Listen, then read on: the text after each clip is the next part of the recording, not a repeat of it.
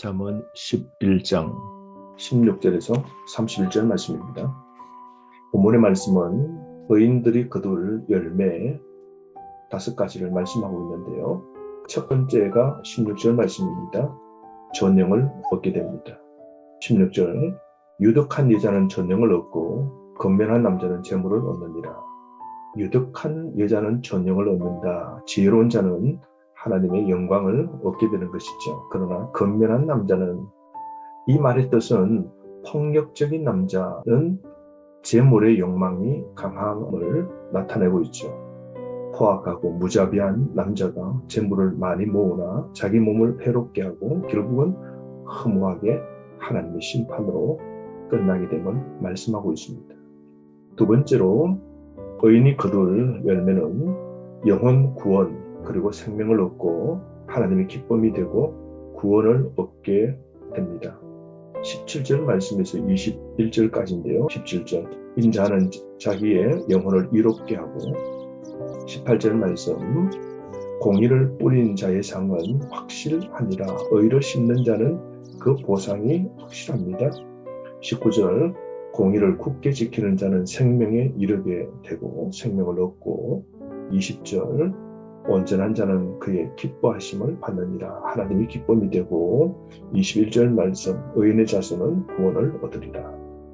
여러분, 반대로 악한 자는 쇠약하고 비참한 생을 살 수밖에 없음을 분명하게 말씀하고 있죠. 심은 대로 거두게 됩니다.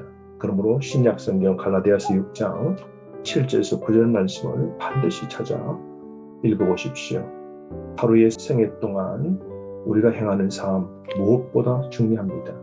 그러므로 우리가 어떤 걸 심고 훗날 어떻게 거둘는지를 생각하고 복 있는 자로서 바른 삶, 공의와 정직함과 온전함과 바르게 사는 그런 지혜가 우리에게 필요한 겁니다.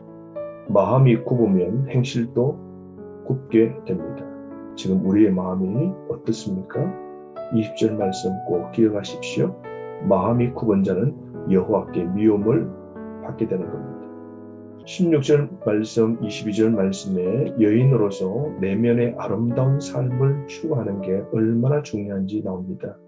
오늘 시대는 외적인 아름다움을 추구하는 경향이 더욱 많죠. 그러나 성경은 분명히 우리에게 말씀합니다. 외모만 신경 쓰는 게 아니라 내적 아름다움이 더욱 중요함을 말씀하고 있는 겁니다. 22절 보세요. 아름다운 여인이 삼가지 아니하면, 다른 말로 지각과 분별력이 없으면 마치 돼지코의 금고리 같습니다. 세 번째로 의인들이 거두는 열매는 의인은 소원을 이루게 됩니다. 23절 말씀 의인의 소원은 오직 선하나 분명히 말씀하고 있습니다.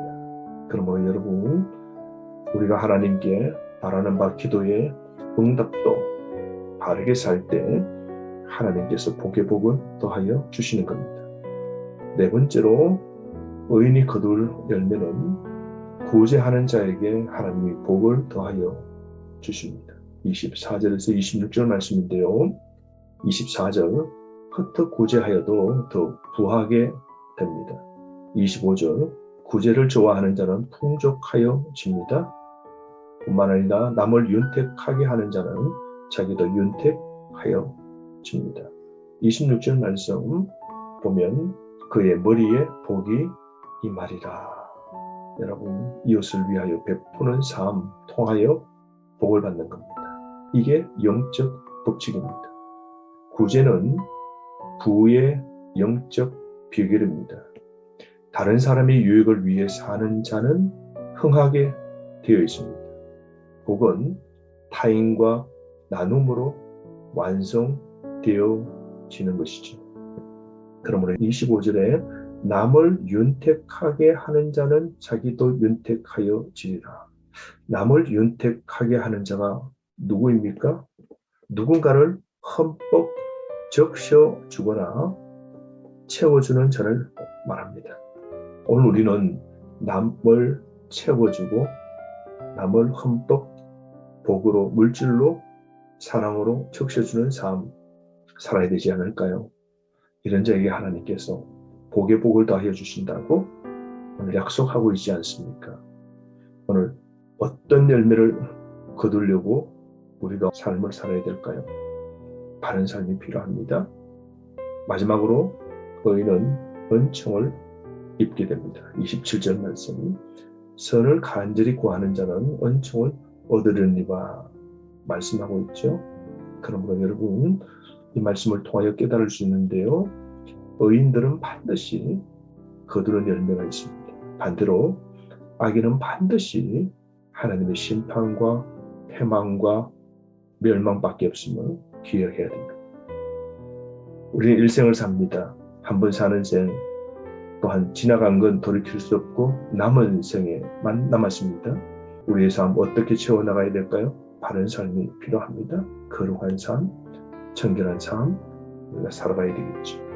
28절에서 30절 말씀은 재물을 의지하는 자는 패망할 뿐임을 말씀하고 있는데요. 28절, 자기의 재물을 의지하는 자는 패망하려니와 의인은 푸른 잎사귀 같아서 번성하리라. 하나님을 신뢰하면 뿌리 깊은 나무가 되는 겁니다. 29절, 자기 집을 해하게 하는 자의 소득은 바람이라.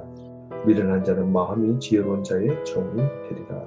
30절 말씀, 의인의 열매는 생명나무라. 지혜로운 자는 사람을 얻느니라. 여러분, 이스라엘은 포도나무와 무화과 나무 같죠. 접붙임 받은 감람나무가 되어서 풍성한 열매를 맺는 삶, 나는 살고 있는지 생각해 봅시다.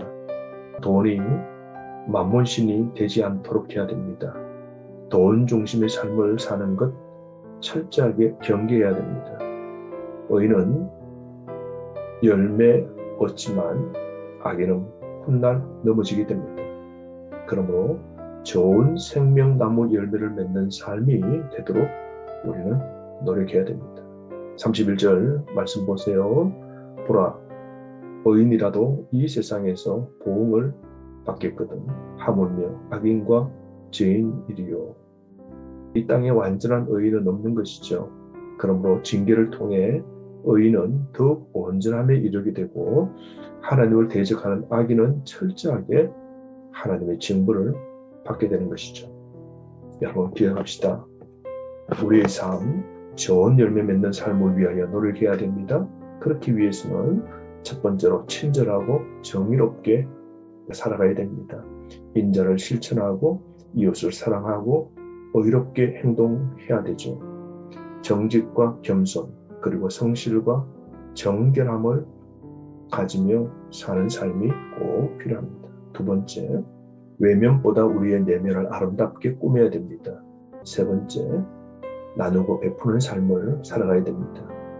움켜쥐는 인생이 아니라 베푸는 삶, 하나님을 위하여 즐겨내는 삶, 그런 자를 주님은 사랑하십니다.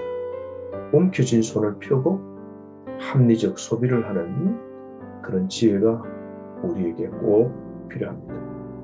오늘도 주신 이 잠언의 격은 지혜의 말씀을 실천하는 삶을 통하여 오늘 하루의 삶도 풍성한 아름다운 의인이 거두는 열매로 채워가는 하루 되기를 바랍니다. 말씀을 깊이 묵상하여 오늘 하루도 말씀 안에 승리하시기를 바랍니다.